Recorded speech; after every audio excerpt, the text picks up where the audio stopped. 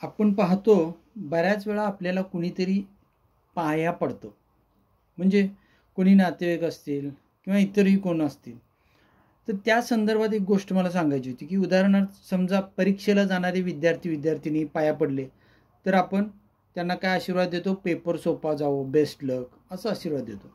कुणी एखादा नवीन व्यवसाय किंवा नोकरी सुरू करतो, तो पाया पडला की आपण त्याला यशस्वी हो, भरभराट होऊन दे, तुझी प्रगती होऊ दे असा आशीर्वाद देतो. पण काही वेळा खूप खराब वाईट वृत्तीचेही लोक असतात की जे आपल्या पाया पडतात. तेव्हा तुम्ही त्यांना काय आशीर्वाद देता? तर इनफॅक्ट असं असतं की अशा वृत्तीचे लोक खूप सज्जनपणा दाखवत अनेक वेळा आपल्या पाया पडायला येतात. आणि मग आपल्याला प्रश्न पडतो की यांना आशीर्वाद काय द्यायचा, आणि आपण पटकन आशीर्वाद देऊन जातो.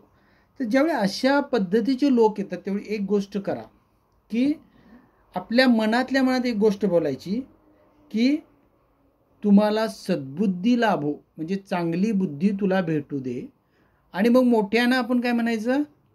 आशीर्वाद आहे. म्हणजे मनात म्हणायचं तुला चांगली बुद्धी लाभू दे हा, आणि मोठ्यानं आशीर्वाद आहे असं म्हणायचं. म्हणजे काय होईल की एकतरी त्याला आशीर्वाद दिला आपण, आणि कोणता आशीर्वाद दिला तर त्याला चांगली बुद्धी लाभावी. म्हणजे ती जी बुद्धी जी चुकीच्या पद्धतीनं काम करते ती बंद होऊन त्यानं चांगल्या वृत्तीनं वागावं, लोकांशी चांगल्या पद्धतीनं वागावं, हा आपण आशीर्वाद दिला. आणि काय सांगतो तुम्हाला, कारण ज्यावेळी कोणतरी आपल्या पाया पडतं ना त्यावेळी बघा तुम्ही, आपलं मन अत्यंत प्रसन्न होतं आणि आपण अत्यंत चांगल्या भावनेने त्यावेळी आशीर्वाद देऊन जातो. त्यामुळे ही इतक्या चांगल्या प्रसन्न मनाने दिलेला आशीर्वाद त्यांना पाया पडणाऱ्यांना खूप चांगला परिणाम देऊन जात असेल असं मला तरी वाटतं. तर मग जर चांगला आपण त्याला आशीर्वादाच्या ब्लेसिंगच्या रूपानं जर काहीतरी चांगली एनर्जी त्यांना देत असं, तर त्याला जे गरजेचे आहे ती देणे गरजेचं आहे.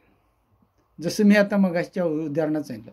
तर अशा प्रकारे, आणि काय असतं की जनरली जे ज्या कारणासाठी पाया पडत किंवा त्यांना काय हवं आहे तर त्या पद्धतीचा आशीर्वाद देत जाणं हे योग्य ठरतं. थँक्यू.